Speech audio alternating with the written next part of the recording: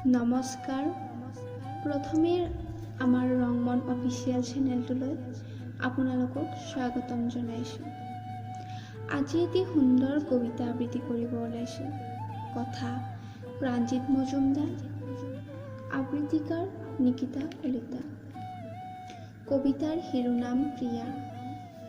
প্ৰিয়া প্ৰিয়াৰ সৈতে মোৰ প্ৰথম দেখা, আৰু প্ৰথম দেখাতে তাইক মই ভাল পাইছিলোঁ। কিন্তু ভাল পোৱাৰ কথা তাইক ক'ব নোৱাৰিছিলোঁ। তাইক মাথো মই দূৰৰ পৰাই জুমি চাইছিলোঁ। তাই কেতিয়াবা কাৰোবাৰ লগত হাঁহি কথা ক'লে তাইক চাই বৰ ধুনীয়া লাগে। তাইক এদিন নেদেখিলে বুকু ফাটুচিটো কৰে। তাইৰ কথা ভাবি ৰাতি টোপনি নাহে। পঢ়া টেবুলৰ আগত তাইৰ ছবি জিলিকি উঠে। এনেদৰেই দিনবোৰ বাগৰি গ'ল।